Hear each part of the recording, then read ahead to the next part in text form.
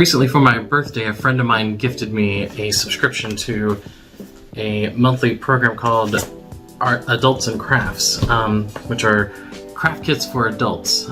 You get all of the supplies needed to create a craft and then an instruction sheet walking you through the whole thing.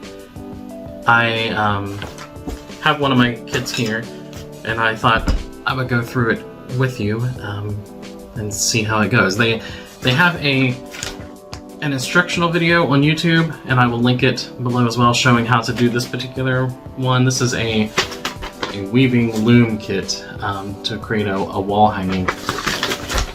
But I'll tell you, I watched the video. There's not any type of instruction in it, or at least no voiceover telling you what they're doing. It's just a quick little, like, 4-minute video time lapse of somebody creating one of these.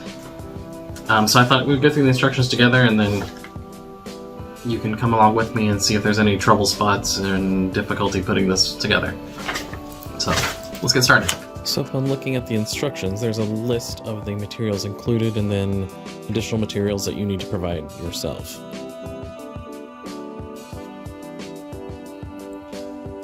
So let's go through the list here. It comes with what it says is a loom, 3 balls of yarn,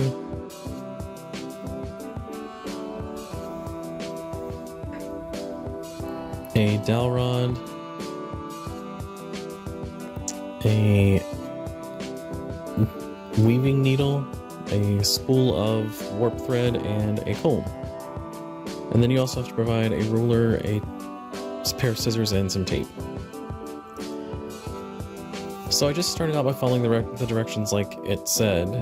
You attach your warp thread to the frame of the loom. It didn't really explain how to do this. I basically just tied it around in a loop, and then you start looping back and forth between the notches. I just stretched the thread down to one end, wrapped it around the notch, back up to the other, and around that notch, and just back and forth across the entire thing until you have the entire loom filled. And then I just tied it off at the opposite end.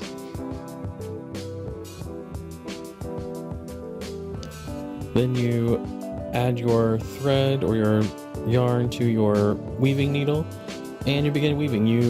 To weave, you just go over one thread and under the next, over and under. Just work that way across, alternating over and under the warp threads.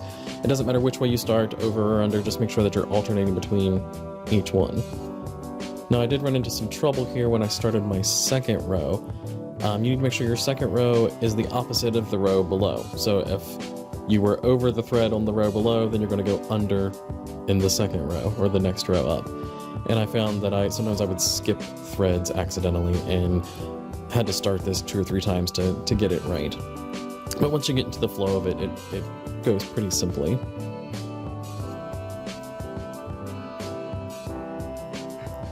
So I just continued back and forth like this, using my comb to push down the rows after each pass through. Then we attached some fringe to the bottom. You just cut several lengths of yarn, I think it says 15 or 16 pieces of yarn, and you just pull up the loop at the bottom of the very first row, those loops of thread, and stick your cut pieces of gray yarn through it, and basically you're adding fringe just like you would with, like you're adding it to a scarf. You pull up a loop and then pull the rest of the yarn through it and tighten it up. Now the next little part was a little hard to understand. You're going to add some fringe to the middle of it as well. And what you do is you take a piece of the yarn, you find the center 2 strings of your warp thread. You take the left side around the left one and the right side out around the right string, and then pull your yarn down through that loop that's created. And then you continue weaving on above that. Now when you're changing colors between yarns, you add the new yarn at whichever side you stopped with the old yarn. So if you stop on the left side, then you're going to start on the left side with your new color. And this just gives you tails that you'll be able to tie together at the end, and I'll show you that here shortly. So I just continued following the instructions, changing colors where it told me, adding new areas or adding new rows as it told me. Now, there is a section in the middle that is a texture section, and I found that I did this wrong the first time. Basically, instead of weaving for this one, what you're going to do is just take your yarn and wrap it around each thread. So I just kept it on the needle, wrapped it around, pulled it back through, and then moved to the next one, wrapped around, pulled it back through. Originally, I was trying to alternate going over and under, but that really did away with the texture when you do it that way. So instead of weaving, you're just basically wrapping each thread with the yarn. And it basically makes little knots all the way across to give you an interesting row of texture.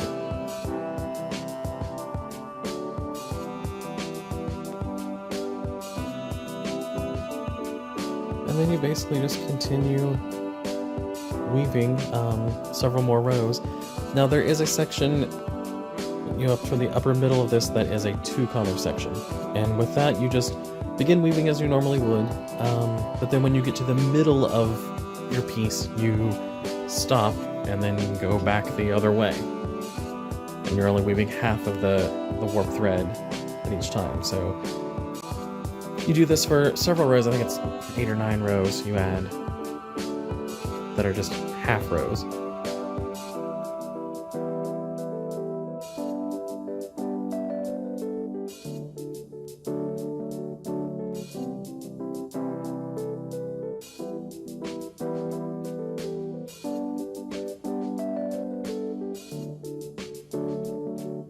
And then you start with your second collar. You start on the opposite side then and work toward the section, the half section that you had just completed.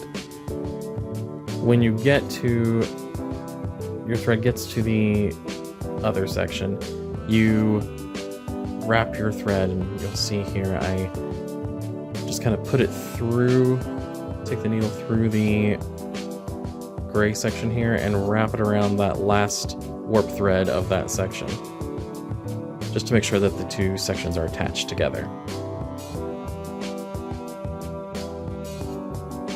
And you do this for the same number of rows so that the sections are equal height, and then just continue weaving the rest of the piece as it tells you.